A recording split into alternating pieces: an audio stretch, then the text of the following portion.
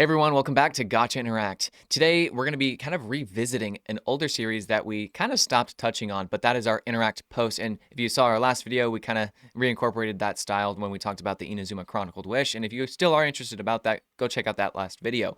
But in today's video, we're going to be taking a look at some of the newer speculation, stuff like that. We don't quite have some solidified kits on new characters like Yansan and even another one that we will kind of touch on today. But getting right into things, let's talk about some new stuff. And first off, what we have here, you can see is the new banners. So obviously we have first half of 5.4 is already here with Mizuki and Sijuin, which the 4 stars were Goro, Sayu, and Xiangling. But also, we already know that phase 2 is going to have Risley and Farina for sure. Right now, the speculations on what those 4 stars are going to be is probably going to be Charlotte, Mika, and Chongyun. Vixen, what are your thoughts on this? It makes a lot of sense. When we last did we did a 4-star video where we tried to figure out what the 4 stars were actually going to be on this banner. And in those, at the end of the day, at the end of the video, we had most likely and makes sense. So the top kind of 10 that would make the most sense for us. Now, some of them, because of how the site that we looked up recent banners on had kind of given us wrong information. So Yeah. we actually had 1 or 2 wrong. So characters like Fischl had just rerun, and vice versa. Had some kind of weird issues that kind of went on, but in a very basic sense, though, we had Xiangling, Fischl, Noelle, Charlotte, and Layla as our top 5 characters that were the most likely to be on this banner. Now, Xiangling meets one of those, and Charlotte as well meets that. Now, makes sense. So our next tier was Sucrose, Chongyun, Barbara, Lynette, and Sayu. So we actually have Sayu here as well, and we have Chongyun, and Mika and Goro were a little bit further down the list. Mika was kind of a backup because both of them for a similar reason. Mika because we thought that physical character, probably going to stick to that. But hey, you know what? They're going to do 3 cryo characters on a Risley banner. All right. And I think that can make sense because Mika's more for a physical unit usually. But he does have that kind of, I think, that normal attack increase or whatever as well, that the attack speed increase. So that is kind of interesting and That could is true. technically be helpful for an early game Risley if somebody wants to do that. But Goro, we figured Goro is basically, I'm pretty sure, always stuck to those Geo banners. So I think Yeah. this is probably just a surprise and a half to all of us. But besides that, we were a 4 or 5 out of 6 in terms of our top characters that we chose for the 4 stars. So Mm-hmm. they make a little bit more sense. Mizuki with the characters that she's with are a little interesting. You'd figure that there'd be maybe, someone like Fischl on there to maybe help with that team a little bit more. But hey, you never know, right? I guess, Goro needs some love every now and then too, besides being on a Geo banner, so you never know. But besides that, looking a little bit further beyond those specific banners, as everybody's really, really hyped for those, now we're going to be talking about 5.5 stuff and looking at that. Now, the first thing we want to talk about is the Imaginarium Theatre. This is once again speculation, so we don't really know if this is true or not, but the 3 elements look like it's going to be Pyro, Electro, and Anemo. Now, very similar to the ones that we just are in right now, so we'll see what 5.5 actually brings us.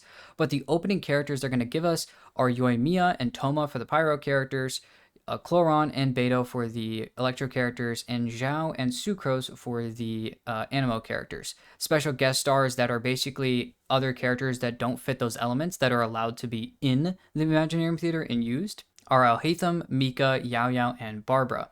So at least you got some pretty good, at least 3 of those are healers actually, compared to no healers in the opening characters. So that's very, very helpful. But I am very, it makes sense, I guess, a little bit with Alhaitham being there, just with the Electro to maybe have some sort of aggravate team that could be somewhat helpful. And then we've got a few different boss chambers for you. I think it's the Hydrotopa, I think one of the newer bosses that Chaska's really good against, the 2 dancing mechs in Fontaine, and then the extremely long name of the Sumeru boss that's in The algorithm. yeah, the algorithm. Yeah, we'll call it that for sure because I don't really want to say that entire name. But the algorithm in Sumeru. So an interesting Imaginarium Theater. I think a lot of people have Pyro characters, especially with Arlecchino and Mawika coming out recently. Mm-hmm. Chloron Yeah. and Raiden are also pretty beloved characters. And then Zhao, animal characters in general. I think Chaska is another one that just came out recently. Pretty good character. Wanderer is a pretty good character. Zhao is obviously here in the opening characters. So I think people are at least going to be able to use these characters, have fun with them. Definitely an Mhm. interesting vibe that we're going to see. Very similar to the one that we have right now, though. I don't know. What do you think, Rift?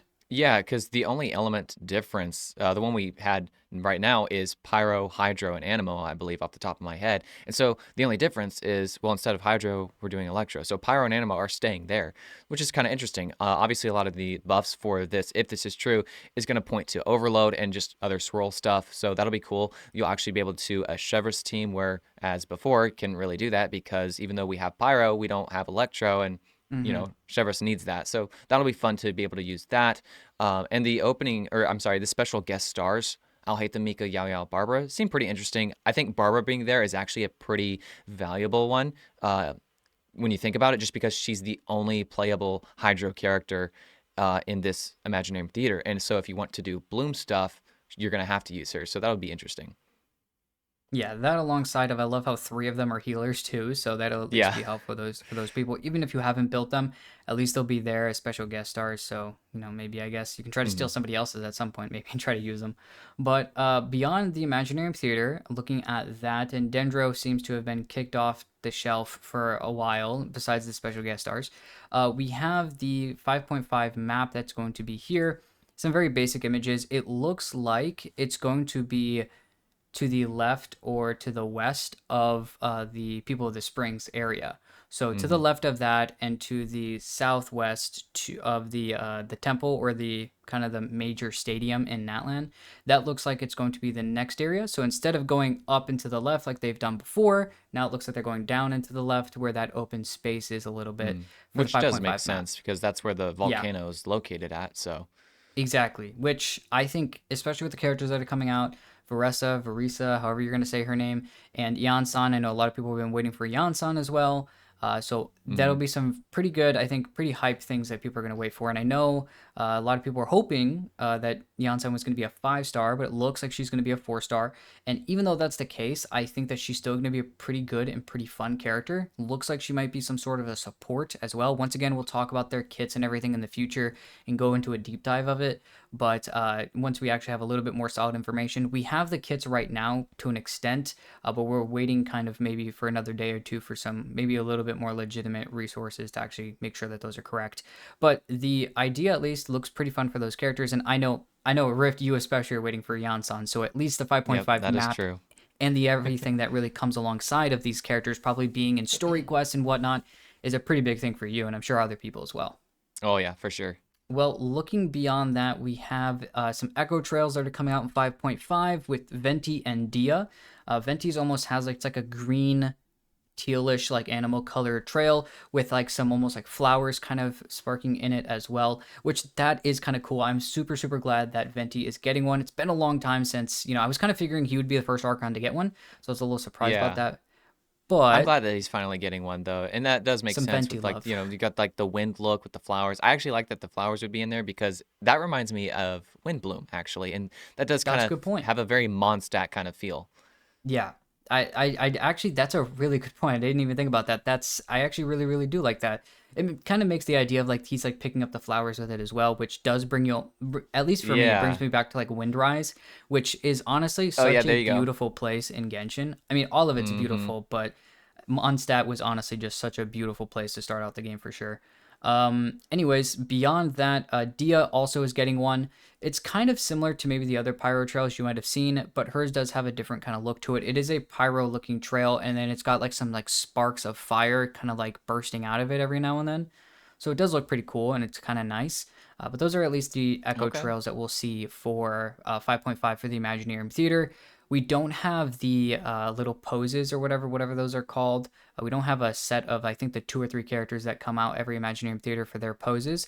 We don't have those yet, but hopefully in the next little while we will, and therefore the next Interact post we do, probably after when we talk about the characters' kits, we'll definitely bring that up and address it. Real quick, next, before we get into anything else, let's go ahead and talk about the next 2 sets we're going to be getting in 5.5 as well. So this is one of the last things we'll talk about in this video. Very fun.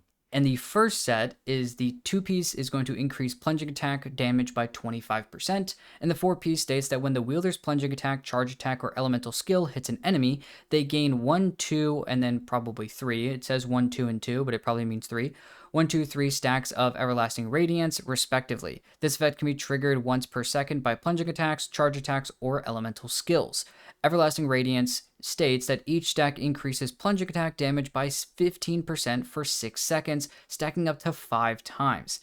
That's a 75% damage increase, and it looks like each stack is going to be calculated independently, which means that if you have, let's say, 3 stacks up and you make a fourth stack, each stack has its own timer separated from the others. So you can constantly keep them up and refresh the oldest, if you have max, you can refresh the oldest stack quicker, meaning that when the lowest time period that one has, you're just going to increase that to the 6-second duration. So I think that's pretty cool.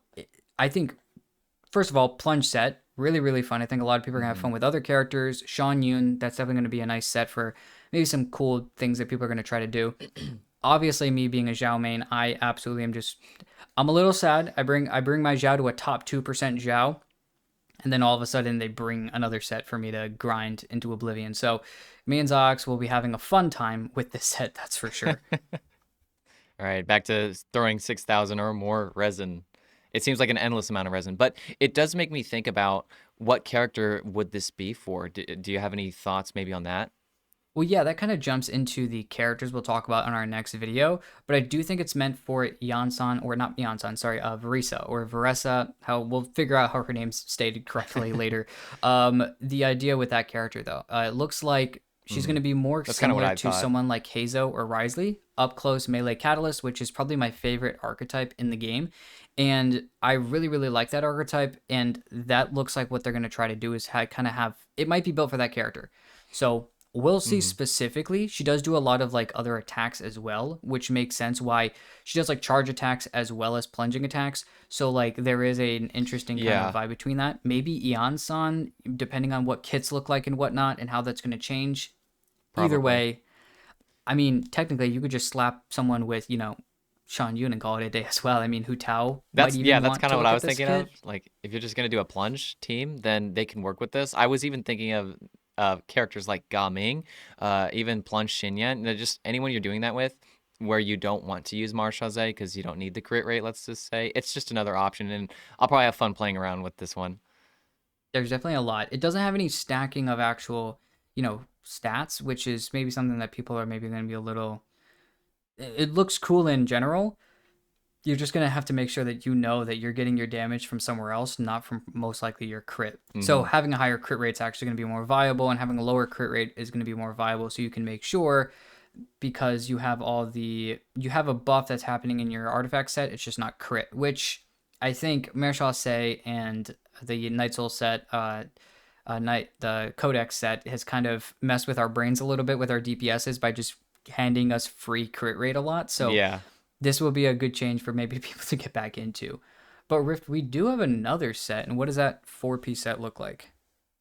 Well, we see that the 2-piece is increasing cryo damage bonus by 15%, but the 4-piece states that when the wielder's energy is 0, normal attack damage is increased by 60%, and elemental burst damage is increased by 60% as well.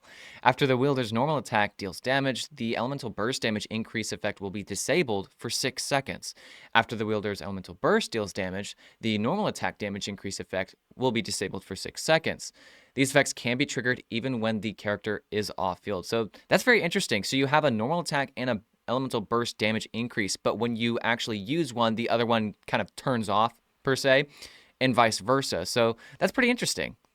Yeah, my initial thought is this is going to be for Skirk, but it also states that this can happen while the character is off-field. Now, this might just be for a future character. Yeah. This could just be for any of the other characters besides Skirk, but we could have something where, like, maybe her burst is happening off-field or something like that, and that's possibly why. I don't really know. I think we'll just figure out eventually at some point. That's actually exactly what I was thinking. Maybe her burst is something that does damage from off-field, but when she comes on-field, she can actually do some damage for not a super long time, but maybe like 6 to 8 seconds of normal attack type of DPSing. So she's kind of a hybrid where half of her damage is off-field, half of it's on-field. I don't know how people would feel about that, but I mean, there are characters like that. Raiden's damage is pretty front loaded, about 6 to 8 seconds of damage on field. Then you kind of just swap off. Malwika has damage both as an on fielder, but also as an off fielder. So, and with it being a cryo damage bonus in the two piece, if it's not for Skirk, the question would be, I guess, who is it for? Are we getting a new cryo character besides Skirk that this would be good for? That would be the only other option that I was thinking. I was like, well, my initial thought Hmm. was Skirk, but technically, any of these other characters that are coming out between now and probably point 0.7 or point 0.8 or probably could technically, steal this from under her as well. And I mean, she could jump to literally any other set that's already been open. Maybe they're waiting for Snezhnia to actually give her a specific set, but my brain is instantly locking over to a set for her. At the same time, this could be for any other Harbinger that wants to pop up. I know we've already had a Harbinger already Hmm. in the Natlan area, but, that technically does leave the door open for another Harbinger to technically come in, considering the situation that we've kind of thrown ourselves in if you've caught up to the True. story. So there's definitely a lot to kind of go after and kind of think about, but only time's going to tell us really the answer for this one. Looking beyond that, though, we have plenty of other stuff about the other characters, and specifically Varesa, whatever, and Yansan. Looking at those two characters, we'll be once again looking at in the next video. So make sure if you guys do like the video, please go ahead and like and subscribe. Check out the other content that we've put out on the channel. If you guys want to as well, we do have a Discord if you want to join that as well. Thank you again for watching the video, and we'll see you guys in the next one.